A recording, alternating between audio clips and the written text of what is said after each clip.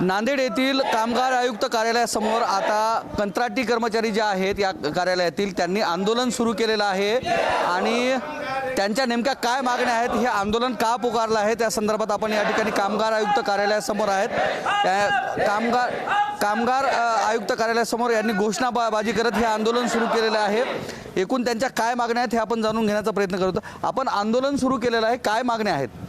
Sir, पाटबंधारे आणि यांत्रिकी ही पाटबंधारे खात्याचे 2 खाते आहेत। इथं पूर्ण मराठवाड्यासाठीचं अधीक्षक अभियंता यांत्रिकी मंडळ आहे आणि अधीक्षक अभियंता पाटबंधारे पण इथेच 2-3 ऑफिस आहेत। या संदर्भामध्ये गेल्या 8-10 वर्षापासून हे कामगार काम करतात, पाणी सोडणे, रेकॉर्ड म्हणजे हे करणे, परंतु त्यांना जी वेतन शासनानं ठरवून दिलं किमान वेतनाप्रमाणे ती वेतन दिलं जात नाही सर। त्यांना फक्त 300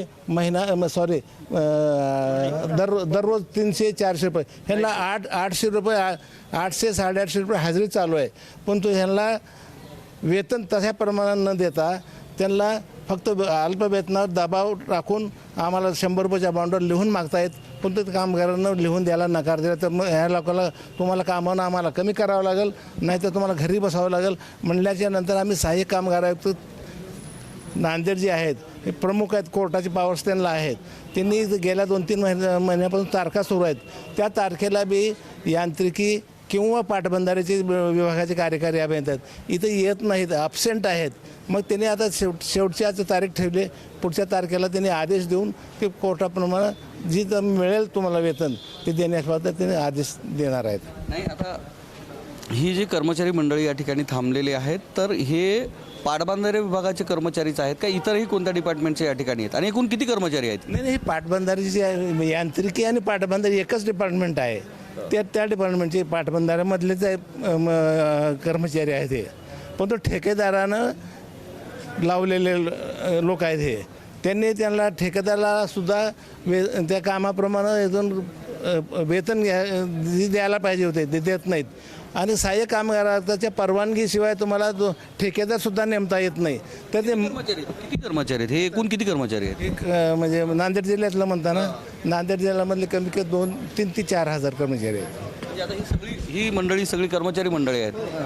बरं, तर यांत्रिकी विभागातली पाटबंधारे विभागातले हे कर्मचारी आहेत। मी इतरही कर्मचाऱ्यांकडे येतोय म्हणलं, आपण पाटबंधारे विभागाच्या यांत्रिकी विभागामध्ये किती वर्षापासून काम करतात आणि किती वेतन मिळते आपल्याला? सर, मी 10 वर्षापासून काम करत आहे तिथं आणि शासनाच्या निविद्यातील नियमाप्रमाणे 834 रुपये पगार आहे। तर आम्हाला 300 रुपये प्रमाणे वेतन दिलं जातं। तर आम्ही हा प्रश्न विचारला तर तेव्हा आम्हाला कामावून कमी करण्यात आलेला आहे आणि प्रत्येक कर्मचाऱ्याकडून 100 रुपयाच्या बॉन्डवरती लिहून घेतले की तुम्हाला आम्ही 300 रुपये प्रमाणेच आम्ही तुम्हाला पगार देतो। 300 रुपये प्रमाणे तुम्हाला प्रतिदिन तुम्हाला पगार दिला जाईल। 834 रुपयाचे आहे शासनाचा जो निविदा, त्याच्याप्रमाणे आम्हाला कुठल्याही प्रकारे जसं सर म्हणतात तसं आम्हाला पगार दिला जात नाही। एकूण हे कर्मचारी किती आहेत आणि किती दिवसापूर्वी तुम्हाला कामावून कमी करण्यात आले? आम्हाला सर, आम्ही टोटली मराठवाड्यातले सगळं 2 ते 3 हजार आहोत कर्मचारी। सरच्या मार्गदर्शनाखाली आम्ही सर्वजण काम करत आहोत आणि आम्हाला 1 वर्ष झालं आहे ज्या कर्मचाऱ्यांनी हा मुद्दा उचलला आहे त्याला कामावून कमी करण्यात आलेला आहे। सरचं असं आमच्यासोबत पाठिंबा आहे की आज आमच्यासाठी आज लढत आहेत, तरी पण सर आमच्यासाठी इथपर्यंत लढत आहेत, पण आजच्या कंडिशनला शासकीय कर्मचाऱ्याला आज झोपेचं सोंग घेत आहेत। जाणीवपूर्वक आमच्या मागण्या ज्या आहेत ते आम्हाला टाळण्याचं काम करत आहेत। किती कर्मचाऱ्यांना कमी करण्यात आले? आपल्याला भाषण नको आहे, मूळ मुद्दा जो आहे आपला त्या मुद्द्याकडे जाणं गरजेचं आहे। आतापर्यंत आम्हाला 15 ते 20 कर्मचाऱ्याला कमी केले। 20 कर्मचारी हो, आणि कमी करण्याचे दाब देण्याच्या म्हणजे मार्गात आहेत। आम्हाला नाही तर 100 रुपयाच्या बॉन्डवर लिहून द्या, आम्हाला पूर्ण पगार मिळतो किमान वेतनाप्रमाणे, पण हे कर्मचाऱ्यानं त्यांना लिहून द्यायला नकार दिलेला आहे। म्हणून सहाय्यक कामगार आयुक्तानं आज बोलवलं होतं, तारखा कायदेशीर तारखा चालू आहेत, पण तो येऊन स्वतः तारखेला हजर न राहता सहाय्यक कामगारानं चपराशाला त्यांच्या 2दा बोलवणं पाठवलं, तरी पण ते आलेले नाही, येण्यास इन्कार देऊन निघून गेले।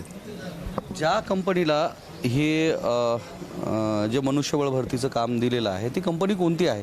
त्या कंपनीवर सहाय्यक कामगार आयुक्ताच्या परवानगीशिवाय परस्पर त्यांनी नेमलेले आहेत। त्यांना कायदेशीर कुठलंही त्यांना वेटेज नाही आहे कंपन्याला. नाही नाही, ज्या कंपनीला काम दिलेलं आहे, हे कंत्राट भरती, हे जी कामगार भरतीचं काम दिलंय, ती कंपनी कोणती आहे जिनं हे कामगार? त्या कर्मचाऱ्याला पण माहिती नाही, परंतु जे ज्या पद्धतीने नेमलं पाहिजे ते सहाय्यक कामगाराच्या परवानगीनं किंवा त्याचं लायसन घेतलं पाहिजे. विदाऊट लायसनचं त्यांनी त्याच्या मनावर नेमलेलेच यांत्रिकीनं आणि पाटबंधाऱ्याने मनावर नेमून त्यांना दिलेले आहेत आणि त्यांचं मनाप्रमाणे खेळखंडोबाज आपल्या कामगाराबरोबर चालू आहे. पाटबंधारे विभागातील जी यांत्रिकी विभाग आहे त्याच्यामधील ही कंत्राटी भरती आहे, म्हणजे कंत्राटीकरणाचे हे बळी ठरलेले हे कामगार आहेत असंच म्हणायला हरकत नाही. त्यांच्या आणखी काय अडचणीत आपण जाणून घेण्याचा प्रयत्न करूयात. तुम्ही त्याच विभागात काम करता का आणि किती वर्षापासून काम करता? मी 1985 पासून काम करतो. 2014 पासून हा गोंधळ होतो. आम्हाला पेमेंट 300 रुपयाच्या वरी मिळत नाही. आमचं जे आर प्रमाणे 833 रुपये पेमेंट आम्हाला 8 तासाचं आहे.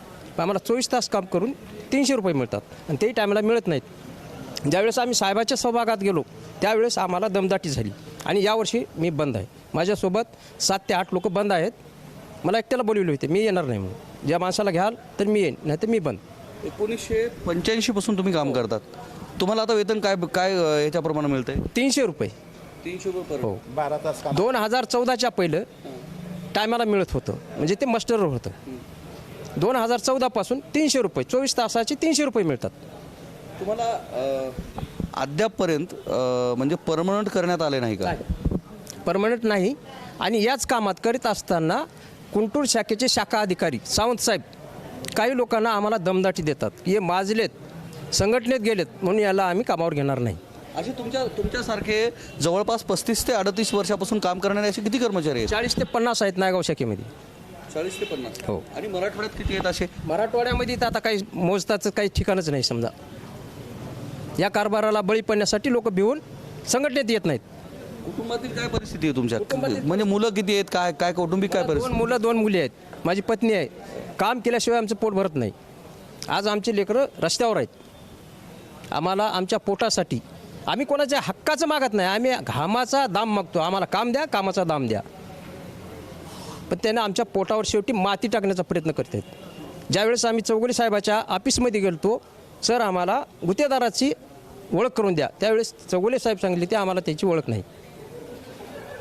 नंतर आम्ही पत्ता काढलो. पत्ता काढल्याच्या नंतर नायगावचे टेंडर प्रमुख निघाले, त्यांच्याकडे गेलो. सर आम्हाला पेमेंट कशा पद्धतीने? त्याने म्हणजे 550 रुपये 24 तासाचे आम्ही द्यालो.